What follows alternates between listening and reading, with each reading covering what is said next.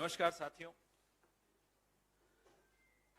महात्मा गांधी, पंडित जवाहरलाल नेहरू, सरदार वल्लभ भाई पटेल, डॉक्टर भीमराव अंबेडकर, बाबा साहब, इन सब की मेहनत और लाखों कुर्बानियों के बुनियाद पर खड़ा हमारा ये लोकतंत्र आजादी के बाद साल दर साल हर सरकार ने उसको मजबूती देने का पूरा प्रयास किया और वो मजबूत होता गया। आज इस स्थिति में हमारा लोकतंत्र आया इन सब की कुर्बानियों और मेहनत की वजह से कि प्रधानमंत्री सर ऊंचा करके कह सकते हैं मदर ऑफ डेमोक्रेसी, लोकतंत्र की मां भारत को बताते हैं। तो वो ऐसे ही नहीं बनी मां, उसके लिए सबकी कुर्बानियां रही। To make India the mother of democracy there have been sacrifices galore. लेकिन कोई भी पुत्र अपनी मां को कमजोर करने के लिए कुछ काम ऐसा नहीं करेगा जिससे वो मां कमजोर हो जाए। उल्टा उसको ताकत देगा, मजबूती देगा, उसके स्वास्थ्य की रक्षा करेगा, उसके स्वास्थ्य की चिंता करेगा। जो आज हिंदुस्तान में हो रहा है, पूरे प्रयास हो रहे हैं कि लोकतंत्र पर किस तरह से आघात हो, किस तरह से हमले हो। फिर भी अगर लोकतंत्र जीवित है तो एक आस्था की वजह से जीवित है जो हर व्यक्ति को अपने वोट पर होती है। Each and every voter of India has the confidence in her or his vote. That's the reason democracy in this country survives despite several attacks every day on the institutions by the government. जब vote की उस ताकत या उस अधिकार को संदेह के घेरे में डाल दिया जाए, उसके ऊपर शक के बादल मंडराने लगें, तो फिर लोकतंत्र के लिए खतरे की बहुत बड़ी, बहुत ऊंची आवाज में सुनाई देने वाली घंटी है। अभी कुछ दिनों पहले आपने देखा, द वायर की स्टोरी थी, मीडिया में रिपोर्ट्स आई, 37% वीवीपैट्स, जो ईवीएम के साथ यंत्र लगा होता है जिसमें पर्ची निकलकर दिखती है आपको कि आपने किसको वोट दिया, वीवीपैट, 37% वीवीपैट्स डिफेक्टिव पाई गई। 2018 में खरीदी गई ये वीवीपैट्स अलग अलग सोर्सेस से खरीदी गई थी, ईसीआईएल हैदराबाद, बीईएल बैंगलोर और बीईएल पंचकुला। 2018 में खरीदी गई इन वीवीपैट्स का उपयोग न केवल 2019 के लोकसभा चुनाव में हुआ, लेकिन उसके बाद के तमाम चुनावों में भी इन्हीं वीवीपैट्स का उपयोग हुआ। ये वीवीपैट जब आई थी, मुझे याद है यूपीए का शासन था और हर राज्य ने अपनी तरफ से कुछ प्रतिनिधि भेजे थे। जब उनका डिस्प्ले हुआ था, टेस्ट हुआ था, दिल्ली की तरफ से मैं गया था कुछ और साथियों के साथ। वीवीपैट्स के लाने के पीछे मकसद यह था कि लोगों का ईवीएम पर और चुनावी प्रक्रिया पर भरोसा और मजबूत बने।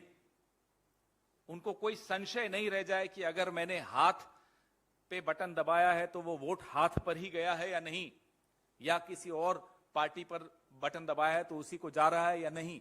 ये भरोसा उसका मजबूती से उसको मिले वोटर को, इसलिए वीवीपैट लाई गई। अब जो ये 37% वीवीपैट्स हैं, 17,50,000 वीवीपैट्स में से 6.5 लाख, 1/3 से ज्यादा वीवीपैट्स खराब पाई गई।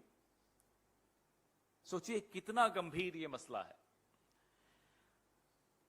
2021 में चुनाव आयोग ने, ये चुनाव आयोग की चिट्ठी है जनवरी 2022 की, जो चुनाव आयोग ने इन तीनों कंपनीज जिनका मैंने नाम लिया उनको लिखी है कि ये वीवीपैट्स डिफेक्टिव हैं। 4 लाख वीवीपैट्स हैदराबाद ईसीआईएल की खराब निकली, 1,85,000 बीईएल बैंगलोर की खराब निकली और 68,500 बीईएल पंचकुला की वीवीपैट्स खराब निकली। तो ये जो शंका की जो आग है ना, ये चिंगारी ऐसे ही नहीं शुरू हुई। जो लोगों के मन में ये संशय आया, ये कोई मीडिया ने संशय पैदा किया हो या किसी विपक्षी दल ने पैदा किया हो, ऐसा नहीं होता। एक ही सीरीज के सीरियल नंबर वाली हजारों मशीनों का खराब पाया जाना, तकनीकी खराबी बताते हुए, तो निर्धारित एसओपी होता है, स्टैंडर्ड ऑपरेटिंग प्रोसीजर होता है। क्या है वो एसओपी? कि आप तमाम राजनीतिक दलों को बुलाएंगे, उन्हें आप विश्वास में लेंगे, उनसे आप क्या तकनीकी डिफेक्ट है वो साझा करेंगे और आप क्या कदम उठा रहे हैं वो साझा करेंगे। ये सब नहीं फॉलो किया गया, इसका अनुसरण नहीं किया गया। और जो फर्स्ट लेवल चेक होता है, एफएलसी जिसको कहलाते हैं, जो डिस्ट्रिक्ट इलेक्शन ऑफिसर 7 दिन के भीतर अगर मशीन खराब पाई जाए तो 7 दिन के भीतर वो मशीनों को वापस भेजता है और मैन्युफैक्चरर को बोलता है कि साहब इसको ठीक करके दुरुस्त करके भेजिए। ये भी एक एसओपी है, इसका भी अनुकरण नहीं किया गया। 2021 में आपको मालूम पड़ा कि ये खराब है। 2021-22 में जनवरी में आपने चिट्ठी लिखी। ये इतना समय का अंतराल बीत जाना, इस दौरान इतने चुनाव हो जाना, उन चुनावों में इन्हीं मशीनों का उपयोग करना और स्टैंडर्ड ऑपरेटिंग प्रोसीजर्स का अनुसरण नहीं करना, आखिर आप क्या छिपा रहे हैं? आखिर आप क्यों छिपा रहे हैं? क्या ये तकनीकी खराबी है? क्या ये मानव रचित खराबी है? जो भी है बताइए, सबको विश्वास में लीजिए, तमाम राजनीतिक दलों को आप बुलाइए। ये जो आईटी सेल के मालिक और उनके 2 रुपए वाले ट्रोल हैं, मैं बताता हूं आपको वो क्या कहेंगे इस प्रेस वार्ता के बाद। कि साहब, कांग्रेस पार्टी राज्यों में जब चुनाव जीत जाती है तो ईवीएम सही हो जाती है और हार जाती है तो कहते हैं साहब ईवीएम खराब है। देखिए साहब, एक भी वोटर को संशय है चुनावी प्रक्रिया पर तो हम सबका कर्तव्य है, विशेष तौर पे मीडिया का, विशेष तौर पे विपक्ष का, विशेष तौर पे चुनाव आयोग का और विशेष तौर पे सरकार का, कि वो संशय दूर किया जाए। मदर ऑफ डेमोक्रेसी हैं आप। मदर ऑफ डेमोक्रेसी में लोकतंत्र की सबसे महत्वपूर्ण प्रक्रिया जिसको चुनाव कहते हैं, अगर उस पर किसी को संशय हो जाए तो मदर तो रूठ ही जाएंगी, नाराज ही हो जाएंगी। मदर ऑफ डेमोक्रेसी का स्वास्थ्य भी खराब हो जाएगा। तो मदर ऑफ डेमोक्रेसी सिर्फ कहने में अच्छा लगता है, उसके लिए कुछ करना भी पड़ता है।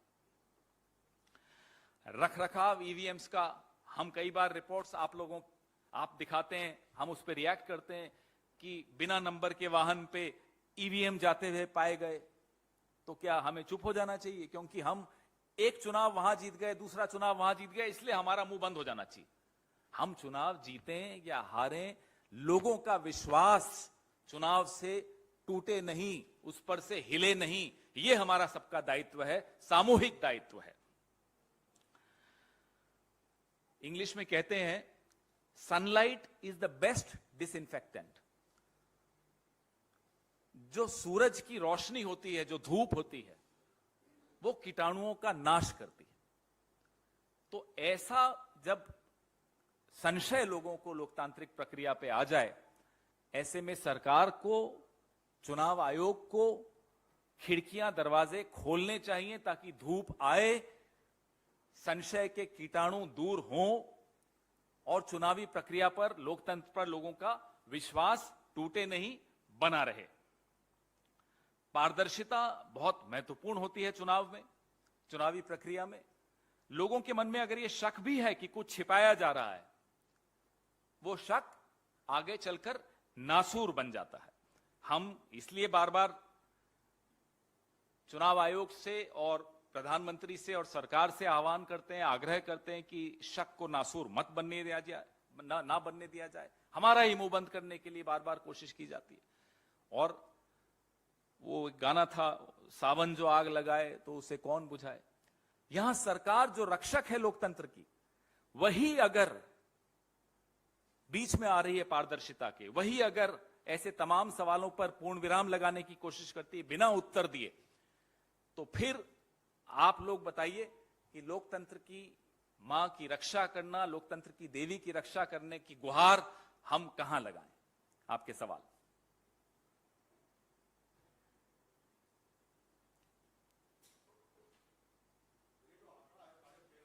जी,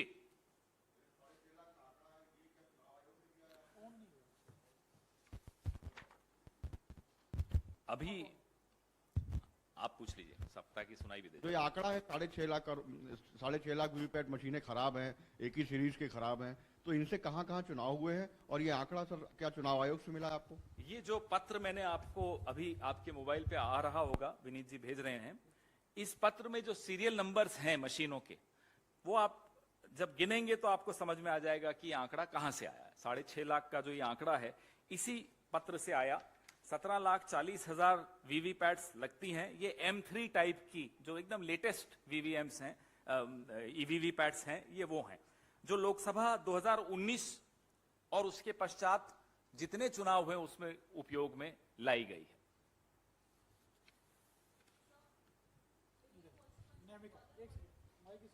mic, we have brought this new system so that people can hear the question. So, will you consult to other opposition parties regarding this matter, and will you also approach to ECI for this? If you remember, a few weeks ago, there was a meeting held at the residence of Mr. Sharad Pawar, attended by 14 political parties. I think it was 14 political parties, if I'm not wrong. And a lot of apprehensions, questions were raised, were brought to the notice of the Election Commission of India also. And several civil society activists had also given a memorandum to the Election Commission of India. We have been highlighting a lot of questions and apprehensions, conveying those apprehensions of the citizens of India through you to the government. So whatever needs to be done is being done and will be done as far as the opposition parties are concerned, and I'm sure as far as the media is concerned. What we are expecting is for the government and the Election Commission of India to be responsive to these apprehensions.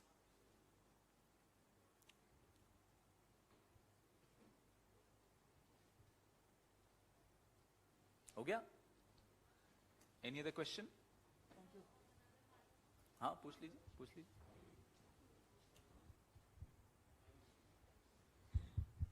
So, first question on the verdict of Sir, Naroda verdict, first of all, because all the accused have been acquitted by the court, and second on the Poonch terror attacks. So what is your reaction to that? On the Naroda judgment, General Secretary of the Communication Department, Mr. Jairam Ramesh, issued a statement this morning. We have already circulated the statement to you. You want, we'll send it again to you. A detailed judgment is being awaited. We'll have a comprehensive statement once we study that judgment. Justice, as we said in that statement also, is a right that must be secured through constant vigil.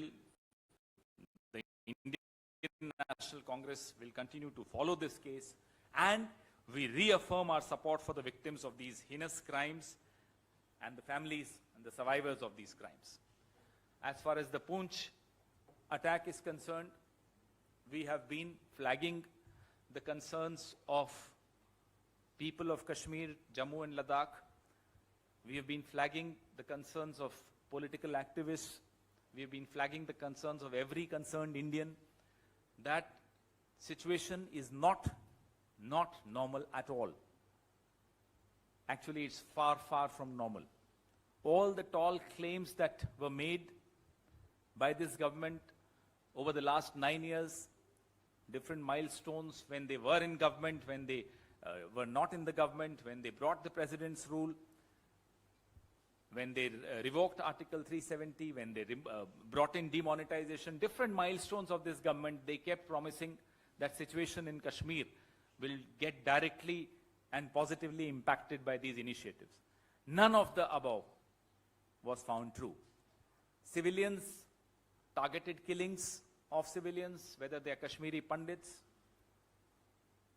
or migrant labor or our brave forces, there have been targeted killings in Kashmir and they are only going up. The situation is so not normal that the government is unable to even conduct elections in Jammu and Kashmir and Ladakh. कौन सा वाला? जो कल हृदय विदारक घटना हमारे 5 जवानों की शहादत जिस घटना में हुई, आतंकी घटना में हुई, हमले में हुई, हम बार बार सरकार का ध्यान सवाल उठा के बार बार हम उनका ध्यान खींचने की कोशिश करते हैं, आकर्षित करने की कोशिश करते हैं कि आपने जितने वादे किए थे पिछले 9 साल में, अलग अलग, जब सरकार गिराई तब जो वादे किए थे, जब राष्ट्रपति शासन लगाया तब जो वादे किए थे, जब नोटबंदी लाए तब जो वादे किए थे, जब 370 हटाया तब जो वादे किए, जब आपने राज्यों को घटाकर यूनियन टेरिटरी बनाते हुए जो वादे किए, वो तमाम वादे आपके खोखले साबित हो रहे हैं। स्थिति सामान्य नहीं है, सामान्य से बहुत दूर है। जिस तरह से कश्मीरी पंडितों का, माइग्रेंट लेबर का, वहां के रहने वाले नागरिकों पर जो हमले हो रहे हैं, लगातार हो रहे हैं, हमलों में बढ़ोतरी हो रही है, आप वहां चुनाव तक नहीं करवा पा रहे, तो स्थिति सामान्य तो बिल्कुल नहीं है। जो असामान्य है वो है आपकी चुप्पी, वो है आपका एक हठीला रवैया कि आपको जवाब देना ही नहीं है, कोई भी सवाल हो जाए। आपने देखा किस तरह से कश्मीरी पंडितों ने प्रधानमंत्री का ध्यान आकर्षित करने के लिए पत्र भी लिखे, आवाज भी उठाई, हमने भी उनकी आवाज उठाई, इसी प्लेटफॉर्म पे हमने उनके नुमाइंदे को भी बुलाया, आपके सामने उन्होंने भी अपनी बात रखी। लेकिन यह सरकार का एक हठधर्मिता है कि हमें जवाब नहीं देना। हमसे कुछ गलत भी हो रहा है तो हम चुप रहेंगे, हम जवाब नहीं देंगे, बोलने दीजिए। अब तो यह स्थिति आ गई कि उनके अपने नेता सत्यपाल मलिक जी ने ऐसी ऐसी बातें उठाई हैं, उस पर भी ये चुप हैं, उस पर भी जवाब नहीं दे रहे हैं। तो ये जो चुप्पी है, ये जो खामोशी है, ये कुछ बता रही है। ये क्या बता रही है? ये खामोशी बता रही है कि सरकार को काम करना नहीं आता, सरकार की नीयत खराब है, सरकार की कोई दिशा नहीं है कश्मीर के मामले में।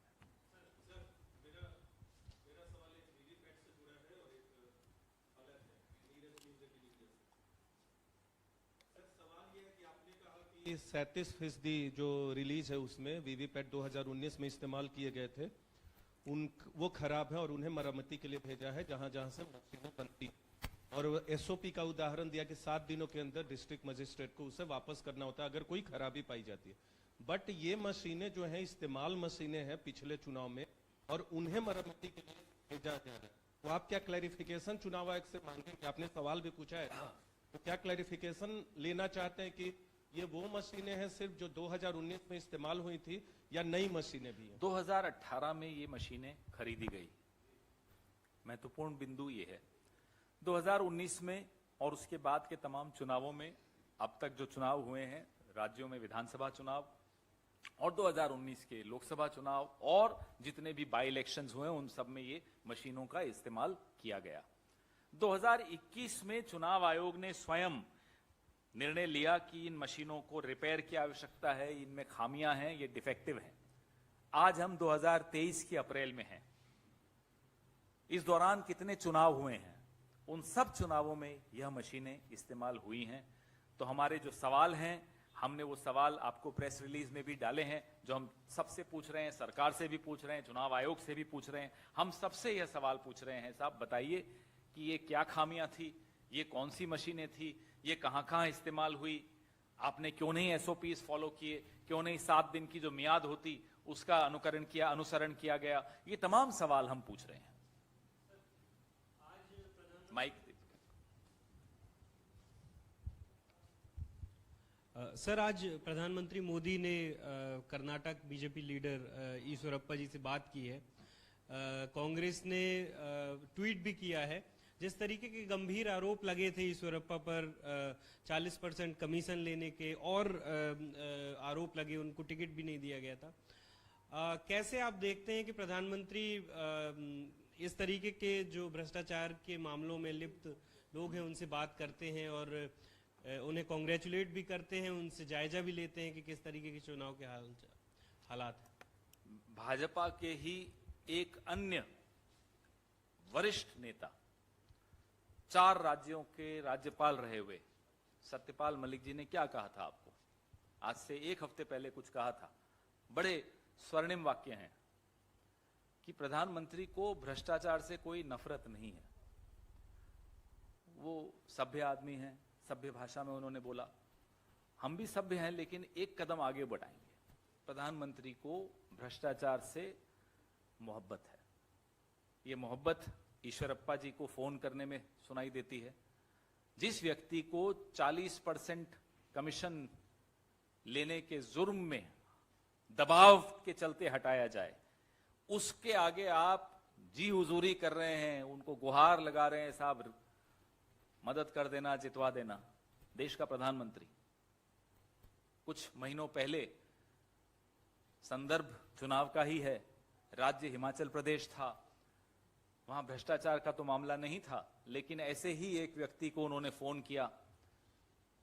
वो उनको टिकट नहीं मिली थी, तो वो निष्पक्ष इंडिपेंडेंट खड़े हो गए थे। उन्होंने प्रधानमंत्री की बात को माना भी नहीं। बड़ा अटपटा सा लग रहा था कि देश का प्रधानमंत्री, दूसरा टर्म का प्रधानमंत्री, इस तरह से हुज्जत कर रहा हो अपनी ही पार्टी के एक वर्कर के सामने, और वो नहीं मान रहा हो। देखिए साहब, इकबाल तो इकबाल होता है, वो नहीं टूटना चाहिए। पद प्रधानमंत्री का, और वो भी भारत जैसे देश के प्रधानमंत्री का, इस पद का एक इकबाल होना चाहिए। उस इकबाल को स्वयं प्रधानमंत्री ही खत्म कर रहे हैं।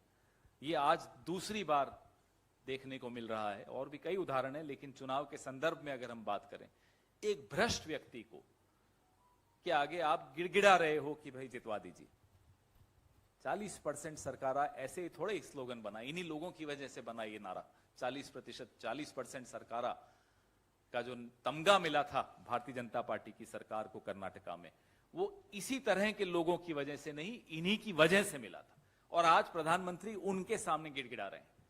सोचिए क्या स्थिति है, और सोचिए भ्रष्टाचार से कितनी मोहब्बत है साहब को।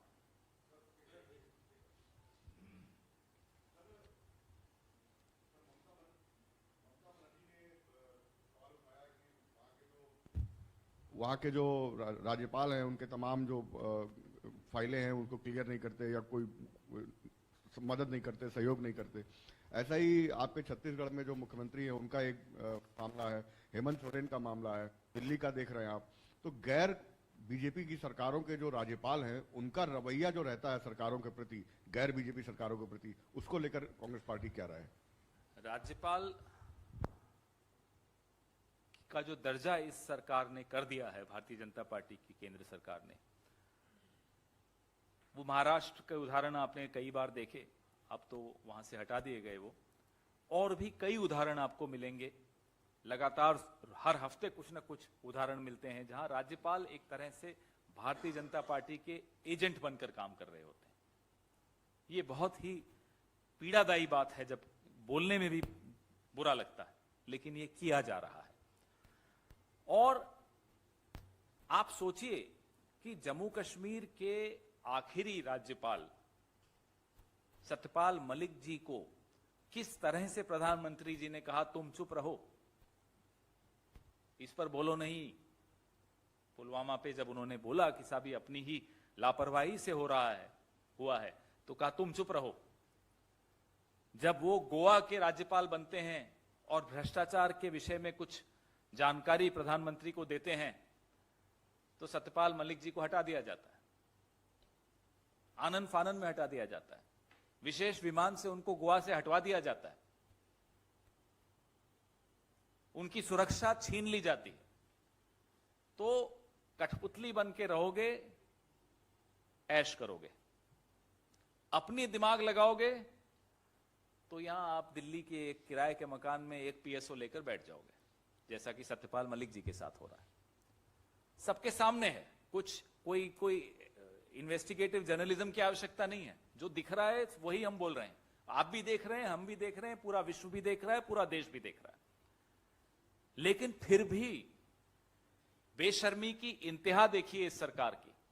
फिर भी बिल्कुल कोई डर नहीं, कोई भय नहीं, किसी से कोई परेशानी नहीं, वो करेंगे जो इनको करना है। राज्यपालों को कठपुतली बना के ही काम उनसे लेंगे।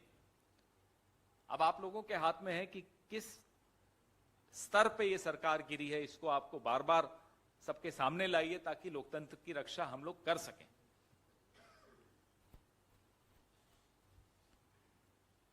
सर, दो सवाल है। डेमोक्रेसी, उसमें लिखा गया है कि राष्ट्रीय स्तर पे मुख्य पार्टियों के बीच राष्ट्रीय गठबंधन संभव नहीं है। और अभी थोड़ी देर पहले सीताराम येचुरी ने कहा है कि बंगाल और केरल में बीजेपी के एक उम्मीदवार के अगेंस्ट एक उम्मीदवार का मॉडल लागू नहीं हो सकता, जेडीयू बिहार में करे, दूसरे राज्यों में करे। एक सवाल यह है, तो गठबंधन में लगातार कुछ ना कुछ पेच आ रहा है। दूसरा सवाल यह है कि कर्नाटक में क्या कांग्रेस से बीजेपी बहुत डरी हुई है? क्योंकि सिद्धारमैया ने कल बैठक किया लिंगायत समुदाय के पूरे जो कॉन्स्टिट्यूएंसी है उसको एड्रेस करने के लिए, और ईश्वरप्पा से प्रधानमंत्री नरेंद्र मोदी ने बात की।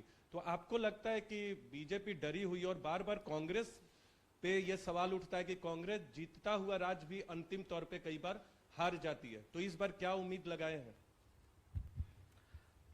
पहला सवाल आपका गठबंधन को लेकर।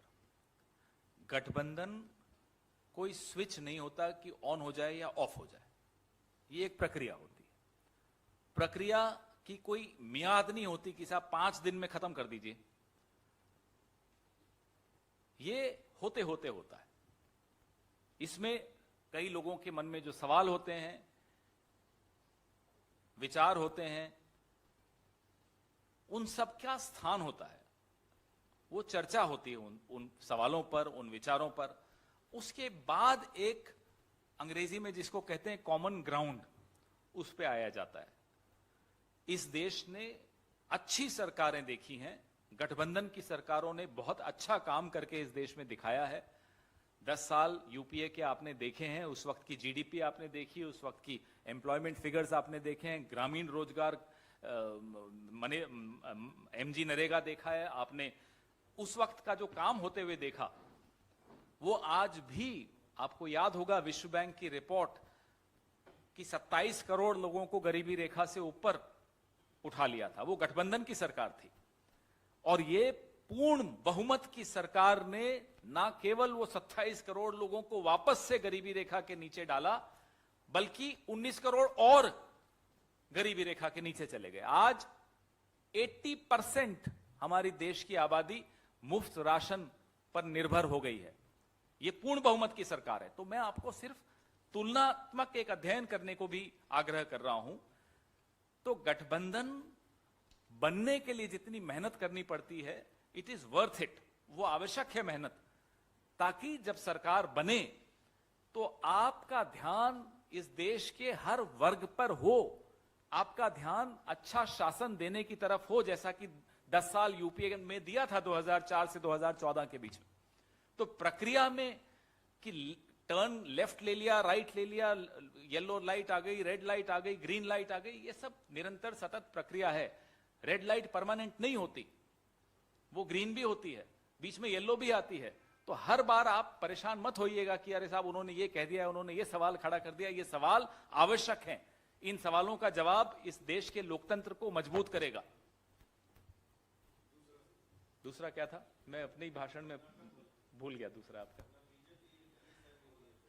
भारतीय जनता पार्टी अगर चुनाव निष्पक्ष जहां होते हैं वहां डरी हुई आपको मिलती है। जहां उन्हें समझ में आ जाता है, आईना दिखने लग जाता है।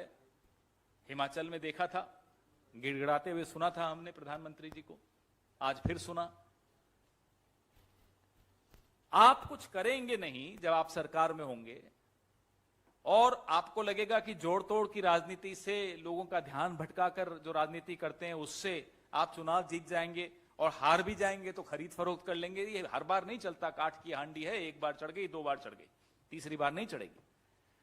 तो जाहिर सी बात है कि भारतीय जनता पार्टी को डरा हुआ होना चाहिए। भारतीय जनता पार्टी तो डरी है या नहीं वो आप ज्यादा जानते हैं। कर्नाटक के लोग ज्यादा डरे हुए हैं कि कहीं ये वापस नहीं आ जाएं, इसलिए वो इस बार लोगों ने अपनी छुट्टी कैंसिल कर दी। लोग ट्रैवल प्लान बदल रहे हैं कि साहब वोट देने के बाद ट्रैवल करेंगे या वोट देने से पहले ट्रैवल करेंगे। वोट के दिन कर्नाटक में ही रहना है ताकि वोट दे सकें। धन्यवाद।